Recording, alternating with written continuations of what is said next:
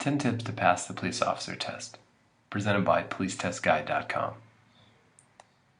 First, you need to find out what to study, know what to expect. Come test day, you don't want to go in and be surprised at all about what the written test is going to be like. So you need to ask the right questions. Talk to the Human Resources Department, whoever was in that point of contact for you for the job posting. Maybe it's a recruiting officer. Know what to expect on that test. It is extremely important that you come in and you're not surprised by anything that you see on test day. Ask your peers. Look at your social networks. Think of Facebook. Who do you know from high school that maybe started a career in law enforcement, or a family friend that's done 20-year career in law enforcement. Ask these people about the testing process that they went through. The more you know, the better you're going to do on this test. You may even be lucky enough to have a family friend or an acquaintance that actually works for the department that you're applying to. So, that's going to give you advantage at that testing sites because they're going to have the knowledge that, you don't have. So you're not necessarily, cheating or anything like that, but you're just going to get a little bit more of a competitive advantage asking, hey, what was that test like? Was there any surprises that I should know about? Understand the test. You need to understand why law enforcement agencies have these entrance level exams. It's to test basic skills. Spelling, grammar, problem solving, mathematics, map reading, memorization. They want to ensure that their applicants that they hire to become police officers are going to do well. They're investing a lot of time and money in you, sending you to the academy. They want to know that they're going to get a good return on their investment. Also, they're filtering out applicants. Hundreds of people are going to apply to very few positions. So what they might do is they'll take, the people that score 80% or higher get to move on to interviews. So you need to score high enough that you're going to be competitive and have a chance to sit for an interview. Lastly, what you need to know is that you need to be able to move on to the next round of hiring. That is your goal with this written exam, to do extremely well on it and be able to move on to that next round of hiring, which might be oral boards or interviews or the physical fitness portion of this test. But yeah, so you want to move on to the next round of hiring. Find test prep aid. So some police departments have department supplied aid. It might be a short PDF file that would come with an email, 10 to 15 pages. Some might even offer some classes. And they're going to have a few of the sample questions that you might see on there. Now, if you're okay with that, then you're more than welcome to use that aid. But if you also want to be really prepared, you have to remember that we're trying to get you to score, very high, upwards of, into the 90s in order to be competitive. So you also have a couple different options out there. There's test prep books, which can be good resources as well. The only issue with them is that the information usually isn't very current. And lastly, there's online test prep sites like PoliceTestGuide.com. At PoliceTestGuide.com, we have, over 400 questions. We can keep our content very fresh and current. We have a lot of multimedia options for you. It's very interactive. We have online flashcards, video tutorials for the math questions. So, and you can take it anywhere. You can take it on, a road trip with you on your tablet, on your smartphone, on your laptop, on your desktop. It gives you a lot of different options. So that's what we offer at Police Test Guide for test prep aid. Find time to study. Cramming versus distributed practice. Now, we all know what cramming for a test is. You probably did it in high school or in college. Distributed practice, on the other hand, is just studying, a few hours a day leading up to that big test. Now, studies have found that, within 20 to 30 minutes after cramming, you start to lose the information that you studied for.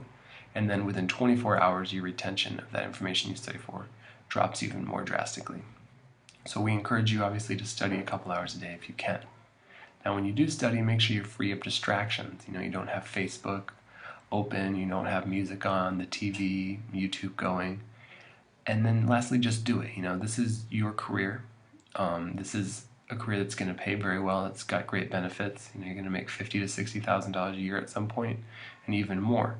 So invest what you need in order to pass this first kind of hurdle, which is the written exam, and launch your career in law enforcement. Strengths and weaknesses. You just need to find them. You might know some of them from back in school. You might not be a good speller. You might have poor grammar. You might struggle with math. Identify those strengths and weaknesses. And what you can do to identify those is obviously with test prep aid or test prep questions from the test that most likely you're going to take. You can even see areas that you might not even realize that were your strengths or areas of your weaknesses. creating strengths. So you just want to create more strengths out of those weaknesses. It's important that you go into that testing feeling very confident. We've all heard practice makes perfect, and it's the same here. You just kind of have to apply yourself to those areas that you're not good at or that you're struggling in. And lastly, use resources. Use your family, use your friends, your peers. Who do you know that maybe was always good at math in school or has great spelling, great grammar? Ask those people, to help you study and feel more confident on those different areas.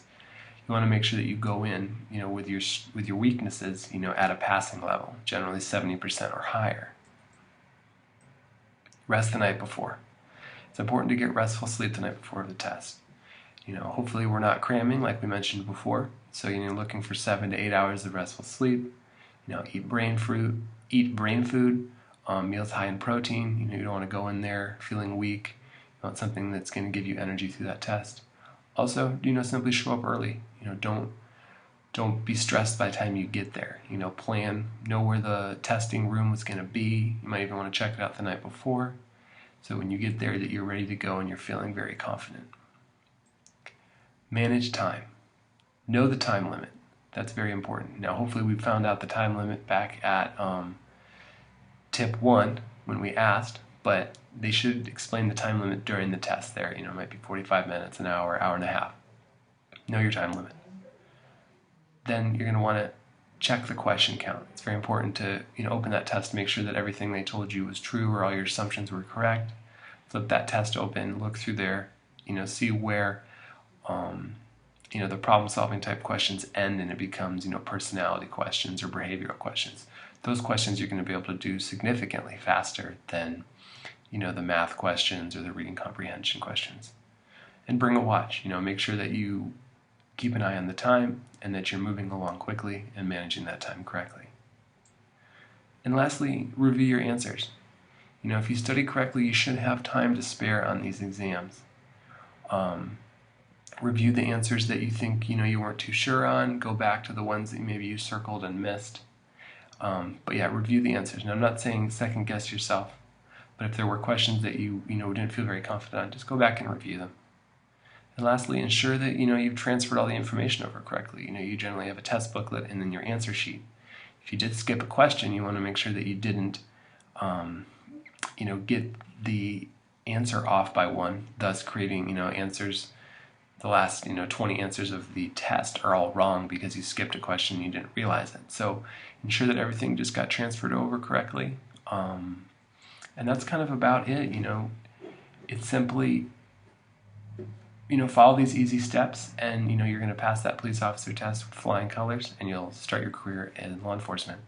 If you'd like to look for any more resources, please visit our website at www.policetestguide.com. Thank you.